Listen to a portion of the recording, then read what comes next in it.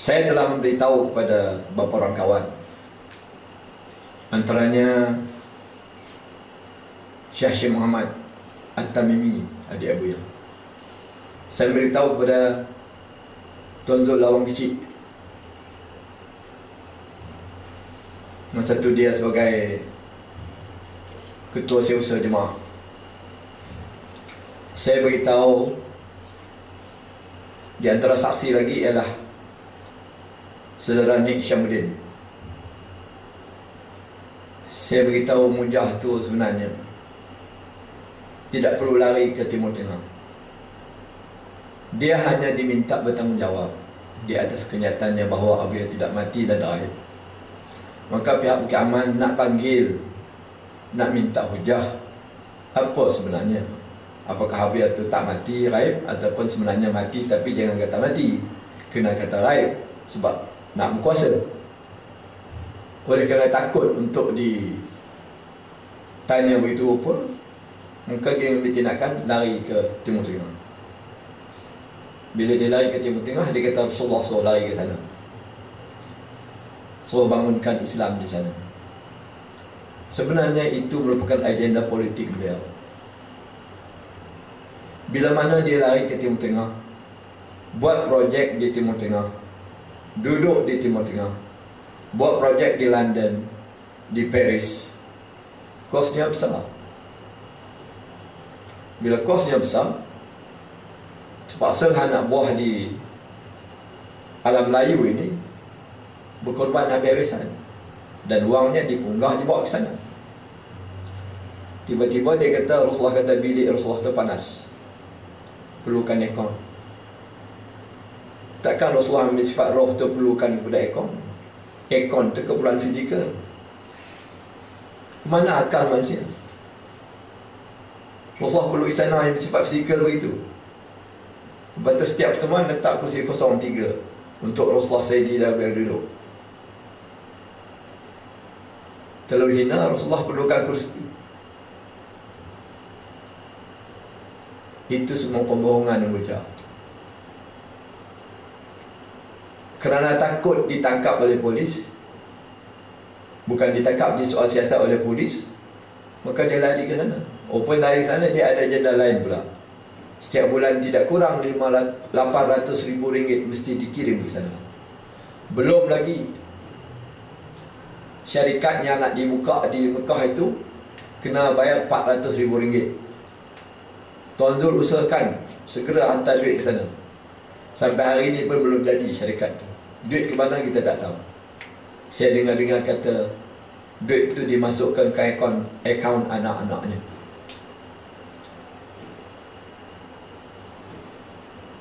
So, saudara dan saudara sekalian, setelah berada di sana, bergelanggang di sana, dia dakwa pula ada power Kaabah.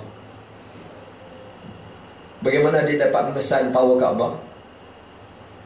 Dia dakwa waktu dia melambai-lambaikan tangannya ke Kaabah, terasa tangannya macam kena elektrik. Itu menunjukkan bahawa Kaabah ada power.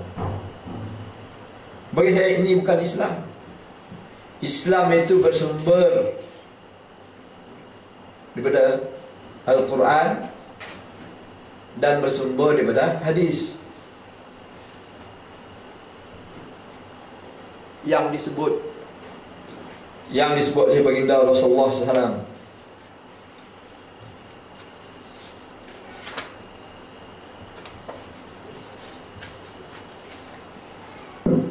Taraktu fikum amrayni lan tudillu ma tamassaktum bihima, kitabullah wa sunnati nabi. Kutinggalkan kepada kamu, untuk kamu semua, 2 perkara yang kamu tidak akan tersesat selama kamu berpegang teguh dengan kedua-duanya, iaitu kitabullah dan sunnah Rasulullah SAW. Hadis sahih yang diriwayatkan oleh Ibnu Abdul Bar. So, saudara dan saudari sekalian, rupa-rupanya bila Mujah tidak ingin orang pegang dengan hadis Rasulullah tersebut, jangan pakai dengan Quran dan hadis, maka dalam satu ekspedisi yang dipimpin oleh Mujah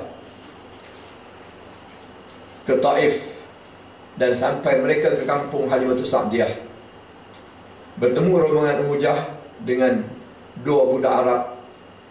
Lalu Umayyah bertanya pada dua budak Arab itu, percaya tak kamu bahawa Rasulullah bersama kami?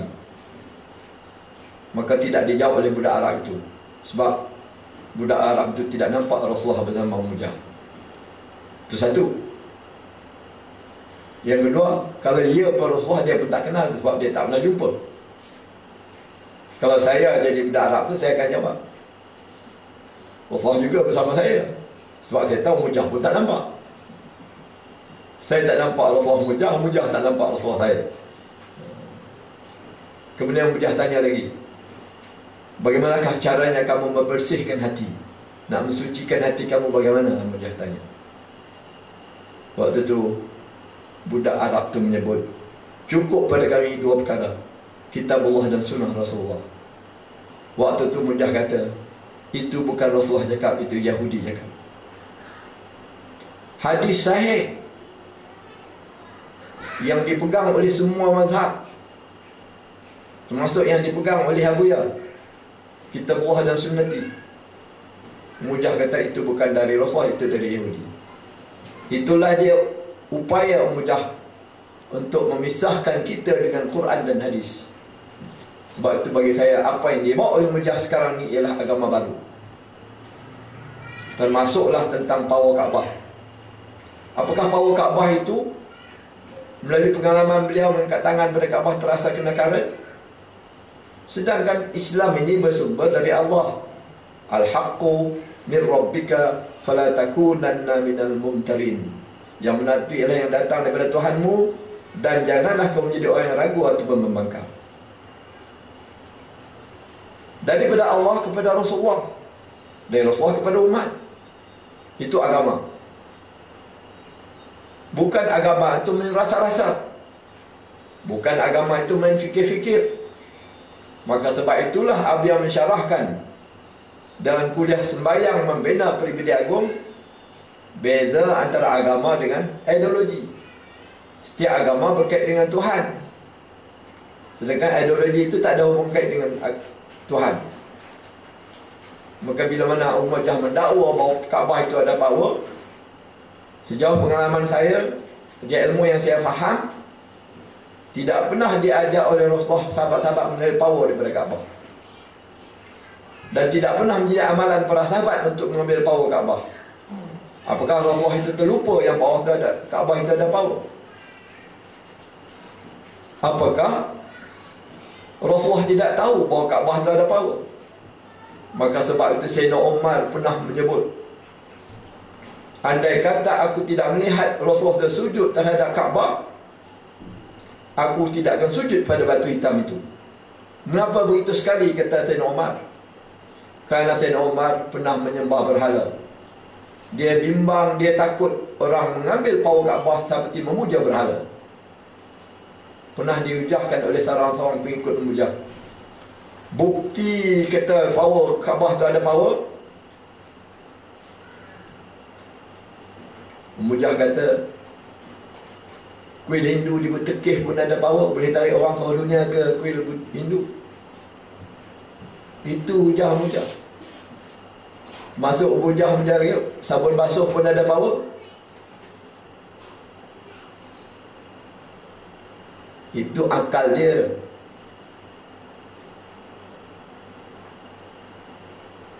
Berikut Mujah kata, bukti kita Kaabah tu ada power, dia boleh tarik orang seluruh dunia pergi ke Kaabah. Saya kata itu bukan kerana Kaabah ada power, itu kerana perintah Allah, kerana syariat Allah mensyariatkan nak menunaikan haji untuk tawaf keliling Kaabah, kiblat kita ke Kaabah. Tiba-tiba Mujah kata, pada tanggal 1 Mei yang lalu, sempena hari jadi Mujah, Abiyah balik ke Malaysia bersama-sama dengan Haramain pun nak ikut Abiyah agak balik. Lebih hebat dari sejarah Nabi Sulaiman. Mekah dan Madinah ikut pindah ke Malaysia di satu hutan yang siapa pun tak tahu di mana. Saya bertanya dengan Ustaz Muhtar apa? Muhtar Tajuddin. Kalau Haramain pindah ke Malaysia, dalam Haramain itu termasuk Kaabah. Kalau Kaabah pindah ke Malaysia, ini kiblat kita pindah ke Malaysia. Dalam satu hutan yang siapa pun tak tahu di mana, habis semua orang tak tahu kiblat di mana, termasuk Mortar. Tiba-tiba Mujah kata, dia pindah sekejap patah balik. Yang boleh mengubah kiblat ni Allah saja. Rasulullah pun tak pindahkan kiblat. Kan ada sebuah masjid yang kita hijab dua kiblat tu.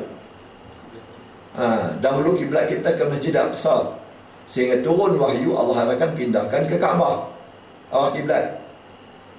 Bila Mujah kata Kaabah pun pindah ke Malaysia, kiblat berubah ke Malaysia, dibuah oleh Mujah.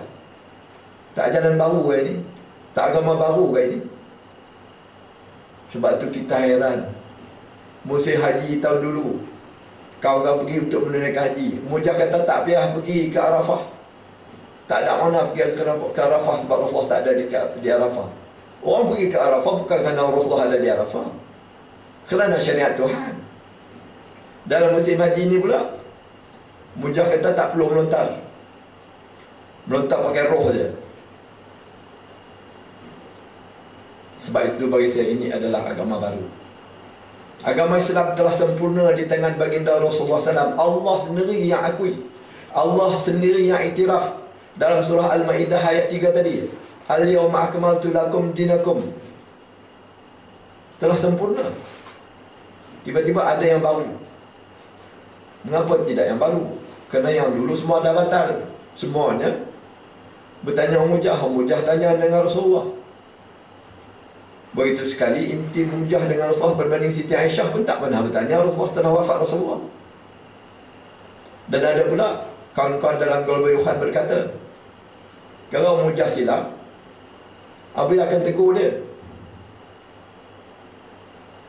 Sedangkan Siti Aisyah silap dalam berijtihad sampai berlaku peperangan Jamal, ribuan sahabat mati. Mengapa Rasulullah tak datang tegur Siti Aisyah? Apa tinggi lagi Abu Yahya pada Rasulullah? Apa tinggi lagi Mujah daripada Siti Aisyah? Pakailah akal sama. Inilah akibat buang akal. Dan ada pula kawan kita beritahu, kan awak juga ajar saya suruh sabar.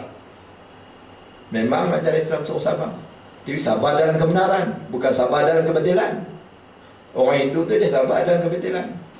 Kena bakar boleh sanggup. Agama Hindu, kalau kita tanya dia, apa nas Quran maupun hadis menyatakan kamu dalam benar, memang dia tak ada nas sebab dia agama Hindu. Kalau kita tanya Mujah, apa nas menyatakan Pak Bah ni ada power, dia juga tak ada nas. Ya ada rasa-rasa. Islam ni bukan main rasa-rasa. Islam ni bersumber daripada Allah kepada Rasulullah dan kepada umat. Ada juga kawan-kawan yang memilih untuk kita bersabar dan menunggu petunjuk daripada Allah. Memanglah petunjuk dari Allah bukan baru. Allah telah beritahu panduan kepada Rasulullah dan kepada umat dah selesai dah. Yang mana benar, yang mana batil. Sebab itu ada dalam hadis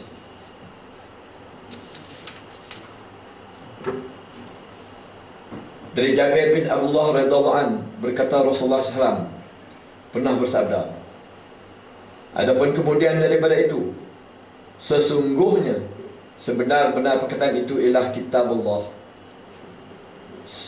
dan sesungguhnya semulia-mulia petunjuk itu ialah petunjuk Muhammad, dan seburuk-buruk perkara ini ialah yang diada-adakan, yakni bid'ah, dan tiap-tiap yang diada-adakan itu bid'ah, dan tiap-tiap bid'ah itu sesat, dan tiap-tiap kesesatan itu masuk ke dalam neraka. Hadis sahih riwayat Muslim. Rupanya apa yang sedang berlaku inilah yang dimaksudkan oleh hadis Rasulullah SAW. Sebab itulah seperti saya kata di awal tadi, bahawa wafat saja Rasulullah telah ada sahabat yang mengaku Nabi. Dia mengaku dia telah menyatu dengan Rasulullah. Maka begitu jugalah meninggal saja Abu Yahya, sewenang-wenangnya Mujah berani mendakwa bahawa dia wasilah Rasulullah, Sayyidi dan Abu Yahya. Sebab dia tahu Bila dia silap di waktu ini, tidak ada siapa yang mampu menegurnya lagi. Karena yang mampu menegur Umayyah hanya Abu Ya. Pernah beberapa kali dia silap. Di antaranya, dia pernah bertanya pada Pak Meja Abu Zar di Labuan. Dia tanya dalam majlis, saya pernah ada sama di majlis tersebut. Dia tanya Abu Ya, Umayyah tanya Pak Meja sembahyang tahajud tak malam tadi? Soalan Umayyah itu tak dijawab oleh Pak Meja. Pak Meja diam saja. Kemudian Abu yang memberi panduan. Abu yang kata soalan itu haram hukumnya. Kerana kalau Pak Meja sembahyang tahajud, dia jawab sembahyang tahajud, takut dia riak. Kalau dia tak sembahyang tahajud, dia kata sembahyang tahajud, dia dah berbohong. Sebab itu soalan itu haram hukumnya, kata Abu ya. Alhamdulillah ada Abu yang memberi panduan. Dan soalan yang sama dia pernah ajukan kepada saya di rumah Pak Lahali di Bangi. Dia bertanya kepada saya, Cikgu Hashim wirid tak? Tapi waktu tu tak ada Abu ya. Saya tunduk, tak jawab. Umayyah kata, protes nampak. Sebab saya faham daripada Abu ya, kalau tanya soalan itu hanya hak mursyid. Kalaupun dia nak bertanya, itu waktu berdua dengan dia, tak tanya untuk umum. Tapi Umayyah tanya, bila saya tak jawab, dia kata, protes nampak. Sebab itu Umayyah ni, dia menyusun, dia mengatur perjuangan ini bukan pakai akal, bukan pakai panduan wahyu ataupun Rasulullah ataupun para sahabat, tapi pakai nafsu dia. Sebab itulah begini sekali terjadi porak-porandanya jemaah ini. Sebab itu saya menyeru kepada pihak berkuasa, terutama JAKIM. Kau dahulu sewaktu Abu Ya tu nak dituduh sesat, berhempas belas mencari fakta, mencari hujah, mencari dalil, buat fatwa itu ini, nak menuduh Abu Ya sesat. Susah nak cari hujah. Daripada berpuluh-puluh buku Abu Ya, beratus buku, beribu sajak Abu Ya, nak cari satu buku, satu huruf yang kata Abu Ya salah tu tak jumpa. Akhirnya katalah tambah syahadah dan sebagainya. Tapi bila Umayyah buat ni jelas benda salah, merupakan agama baru, akidah tu sampai rukun iman jadi 7, yang jelas salah, tak ada sebarang tindakan. Di sini kita meragui keikhlasan JAKIM. Apakah benar-benar dia nak mencegah penyelewengan, atau dia suka penyelewengan itu berlaku terus-menerus? Kerana bila mana menyentuh bab akidah yang boleh jatuh kepada pihak bab riddah, terkeluar agama. Bila terkeluar agama, implikasinya kalau perkahwinan terpasang sendirinya. Kalau isteri ke suami itu terkeluar pada agama Islam, dah terpasang. Ini memberi implikasi besar kepada masyarakat, kerukunan rumah tangga, kerukunan kekeluargaan dalam masyarakat Islam. Sebab itu tidak boleh dipandang sepi perkara ini. Sebab itu kredibiliti JAKIM ini menimbul persoalan di kalangan umat Islam. Kalau dia ingin membersihkan dirinya, menunjukkan keikhlasan dalam menjaga agama Allah, segera dia bertindak di atas satu penyelewengan yang berkait dengan soal akidah. Dia bukan salah masalah. Yang ingin bukan syariat lagi. Ini sudah menyentuh soal akidah. Sekian.